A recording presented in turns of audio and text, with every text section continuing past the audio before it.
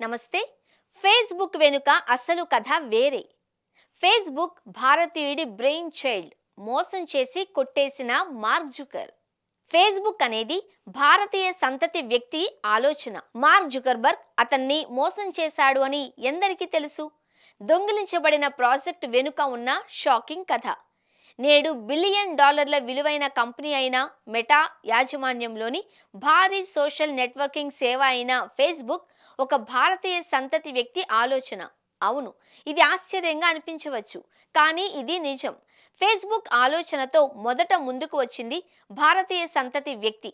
2004లో భారత సంతతికి చెందిన హార్వర్డ్ విద్యార్థిని దివ్య నరేంద్ర వింక్లెవోస్ కవలలతో కలిసి ఈ ఆలోచన చేశారు. దివ్య నరేంద్ర, అతని సహచరులు మనమిప్పుడు ఫేస్‌బుక్ గా గుర్తించే దాని వెనుక ఉన్న సాంకేతికతను అభివృద్ధి చేశారు. కానీ వారికి ఆ క్రెడిట్ దక్కలేదు. మార్క్ జుకర్బర్గ్ ద్రోహం చేశాడు అని దివ్య నరేంద్ర ఆరోపించారు. అమెరికాకు వలస వచ్చిన భారతీయ ప్రవాసుల పెద్ద కుమారుడు దివ్య నరేంద్ర ప్రతిష్టాత్మక హార్వర్డ్ విశ్వవిద్యాలయంలో చదువుకున్నాడు. ఫేస్‌బుక్ ఉనికిలోకి రావడానికి 2 సంవత్సరాల ముందు డిసెంబర్ 2002లో దివ్య తోటి హార్వర్డ్ విద్యార్థులను కనెక్ట్ చేయడానికి సోషల్ నెట్వర్క్ గురించి ఆలోచన చేశాడు.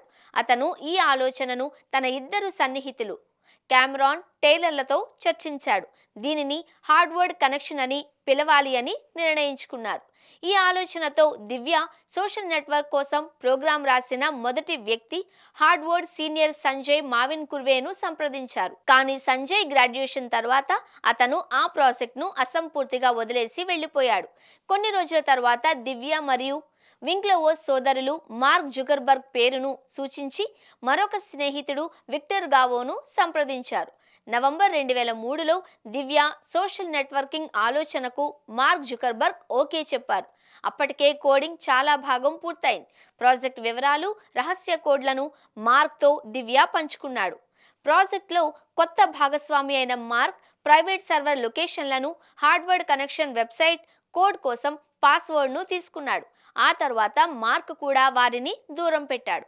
కొన్ని వారాల తర్వాత దివ్య నరేంద్ర, వింక్లెవోస్ సోదరులు మార్క్ దగ్గరికి వెళ్ళగా అక్కడ వారు హార్వర్డ్ కనెక్షన్ శీర్షిక కింద బహుళ లైన్ల కోడ్లతో కూడిన పెద్ద తెల్లటి బోర్డును చూసాము అని తెలిపారు.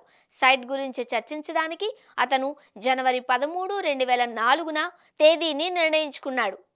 జనవరి 11, 2004న జుకర్బర్గ్ ది facebook.comని రిజిస్టర్ చేశాడు. ఆ డొమైన్ పేరు చివరికి ఫేస్‌బుక్గా మారింది. ఒక నెల తర్వాత అతను వెబ్సైట్ని ప్రారంభించాడు. ఫిబ్రవరి 6న తోటి హార్వర్డ్ విద్యార్థులను కనెక్ట్ చేయడానికి కొత్త సోషల్ నెట్వర్కింగ్ వెబ్సైట్ గురించి క్యాంపస్లో ప్రచారం జరిగిన తరువాత దివ్య నరేంద్రకు ఫేస్‌బుక్ గురించి మొదట తెలిసింది. తమ ఆలోచనను దొంగిలించినందుకు జుకర్బర్గ్పై కోర్టును ఆశ్రయించారు. ఈ కేసు 4 సంవత్సరాలు కొనసాగింది. ఈ సమయంలో ఫేస్‌బుక్ 6 ఖండాలలో విస్తరించింది. నరేంద్ర, కామరాన్ వింక్లెవోస్, అతని సోదరుడు టేలర్ వింక్లెవోస్ $100 మిలియన్లకు ఒప్పుకున్నారు. ఆ సమయంలో తమ ఆలోచనను దొంగిలించాడు అని మార్క్పై తీవ్ర ఆరోపణలు చేశారు. దివ్య నరేంద్రకు సెటిల్మెంట్ చేసి ఫేస్‌బుక్లో కొన్ని షేర్లు ఇచ్చారు. ఇది ఫేస్‌బుక్ వెనుక ఉన్న అసలు కథ.